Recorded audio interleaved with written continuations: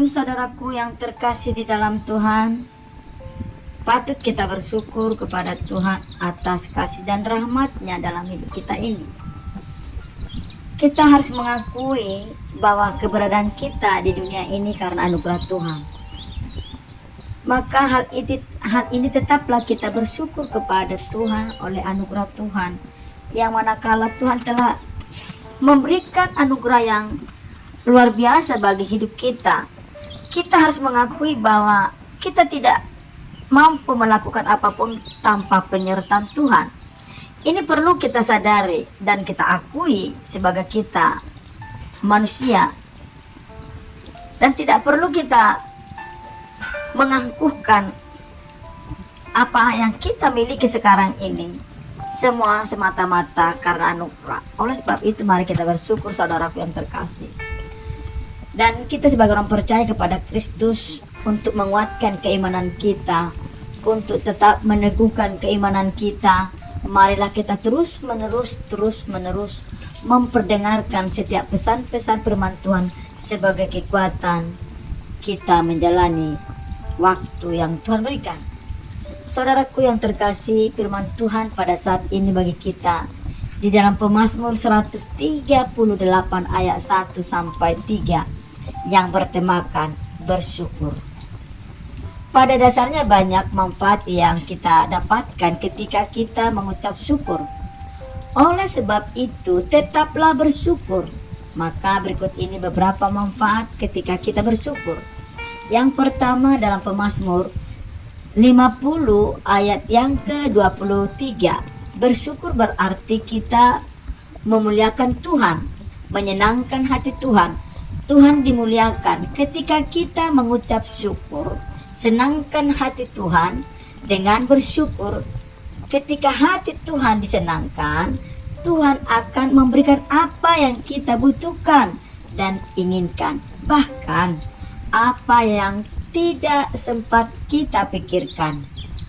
Sebagaimana manusia banyak hal yang kita butuhkan, tetapi hanya Tuhan yang dapat menyediakan segala kebutuhan kita.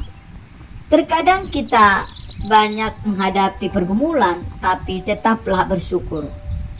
Rencana Tuhan terlalu indah buat kehidupan kita. Tetaplah katakan terima kasih Tuhan. Di balik pergumulan ada berkat yang luar biasa yang Tuhan persiapkan. Tetapi beberapa orang tidak dapat melihat rencana Tuhan pada saat menghadapi pergumulan, sehingga timbul persungutan. Jadi mari kita sadari di setiap masalah, izinkan itu terproses atau izinkan itu berjalan dalam hidup kita, walaupun memang pahit, walaupun memang sesak di hati, walaupun membuat kita gundah gulana. Ingat saudaraku, di balik duka ada penghiburan. Di balik semua itu, Tuhan akan gantikan dengan sorak-sorai. Yang kedua, dengan bersyukur kita tidak lupa diri. Terkadang orang lupa diri saat menerima berkat Tuhan, bahwa semua berkat itu adalah dari Tuhan. Syukuri ketika Tuhan menitipkan berkat bagi kita. Dengan bersyukur kita tetap mengerti bahwa itu semua dari Tuhan. Kalau kita mengalami berkat Tuhan, itu cuma karena anugerahnya. Maka hal ini bisa kita dapati dalam 1 Tawarik 29, 11-12. Ingatlah, segala yang kita miliki itu dari Tuhan. Terkadang kita lebih membanggakan apa yang kita miliki dibanding Tuhan. Berharap penuh pada Tuhan. Jadi saudaraku yang terkasih, jikalau kita diberkati Tuhan secara finansial, secara kesehatan dan sebagainya, itu ingat hanya berkat Tuhan karena dari anugerah Tuhan. Oleh sebab itu jangan lupa, ya, jangan lupa. Tetapi di sini penyakit manusia begitu, cepat melupakan. Ketika sudah ada benturan barulah sadar diri. Sebelum terjadi, Tuhan menegur kita, mari tetap bersyukur kepadanya. Yang ketiga, dengan bersyukur kita menjaga iman kita. Ketika kita mengeluh, iman kita menjadi lemah. Bersyukur menjadikan iman kita tetap kuat. Dunia semakin jahat. Tidak ada tempat yang aman di dunia ini. Tetapi hanya di dalam Tuhan kita aman. Segala sesuatu ada dalam tangannya. Perlindungan yang sempurna hanya di dalam Tuhan. Hanya kuasa Tuhan yang sanggup menolong kita. Jika iman kita lemah, kita gampang mundur dari Tuhan. Oleh karena itu, tetaplah bersyukur.